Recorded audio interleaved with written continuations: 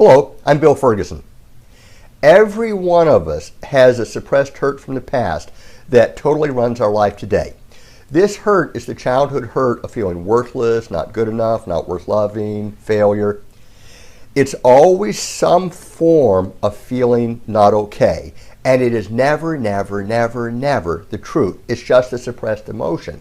But it's an emotion that will do almost anything to avoid feeling.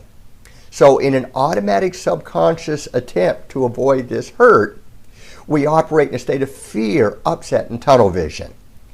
We lose our ability to see clearly. We destroy our ability to find solutions. And since we're threatened, all we can do is attack or withdraw.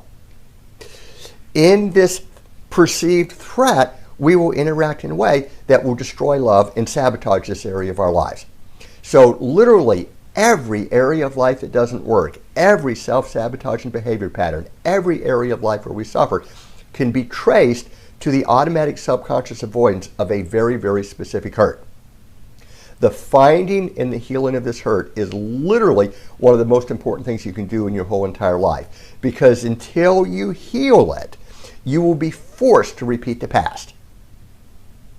And then what we'll be seeing is that healing it is a relatively easy thing to do because it's not based on fact. It's something that we made up as a child, and since we made it up, we can unmake it up. So I want to talk about how the hurt works, and then I want to show you how to heal it. So let's talk first about how it works.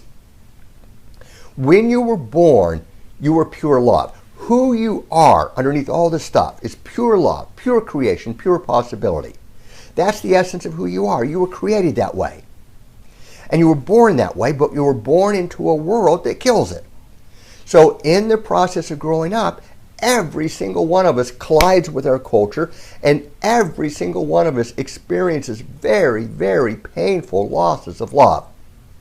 And as a little child, the only way we can explain these incredibly painful losses of love is to blame ourselves. Clearly, I'm the problem. I'm not good enough. I'm not worth loving. This, that. And it is never, never, never the truth. But in the eyes of a little child, it becomes our truth. And then we spend the whole rest of our lives running from it. Here's a classic example.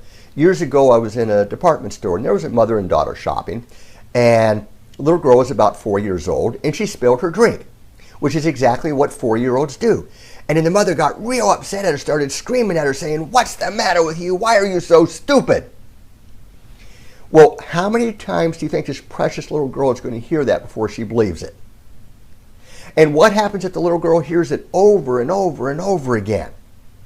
Well, she can't help but believe it. Now, is it the truth? No, it's got nothing to do with the truth.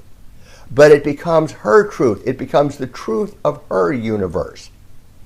And then she fights the very belief that she created.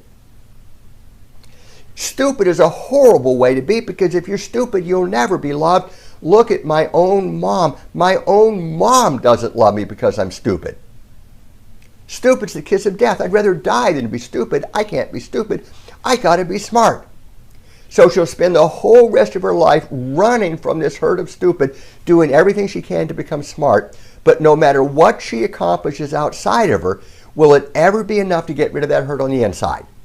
No, never. And if any circumstance comes along and hints that she really is stupid, that her mother was right about her, that circumstance is going to be perceived as a major threat to her survival, which is going to force her to either attack it or run from it. See, and then that's what messes up our lives.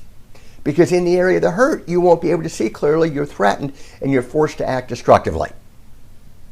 And the thing that's interesting is that we spend our whole lives running from something that doesn't even exist. What you'll be seeing later is that it is physically impossible for you to be worthy or worthless, good enough or not good enough, lovable, unlovable, because these things are all judgments. They're points of view, they're opinions. They do not exist in reality. They only exist in our mind. You can search the whole world over for a good enough, but you'll never find one. And if you did find it good enough, what color would it be and how much would it weigh? A surgeon cannot go in and pull out a worthless. because these things are not things, they're thoughts. Remember the yellow balloons? Imagine on the ceiling above you 4 large yellow balloons. But whatever you do, don't think about them. Well, what happens when you try not to think about the yellow balloons? When you fight the yellow balloons, you got yellow balloons everywhere. Well, it's the same thing with worthless, not good enough, or whatever your issue is. Fighting it does not make it go away. Everything you do to get rid of worthless, failure, or whatever, everything you do to get rid of it validates it, magnifies it, gives it more power, makes it more real. Fighting it does not make it go away, it makes it stronger. It's like the yellow balloons. The more you fight the yellow balloons, the more yellow balloons you got. But if you can just let the yellow balloons be there, they run their course and they disappear. It's the same thing with worthless. If you can just let it be there, it runs its course and disappears.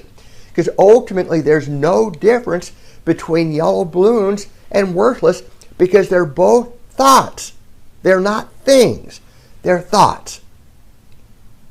Here's another way of looking at this. It would be physically impossible for any judgment to exist in reality. Judgment only exists in the realm of thinking. But in the realm of thinking, you're worthy and you're worthless. You're smart and you're stupid. You're brave and you're coward. And one moment you feel one way, the next moment you feel another way. None of them exist in reality. They all exist in our reality. But if there's any aspect of you that you're not at peace with, that's going to run your life, because you're going to have to go through life trying to prove it's not true. And then to run from it, you'll operate in a state of fear, upset, and tunnel vision, which will create more of it, which will have life keep bringing to you more and more of the very hurt you're avoiding. So if you're running from failure, life will keep bringing you failure forever.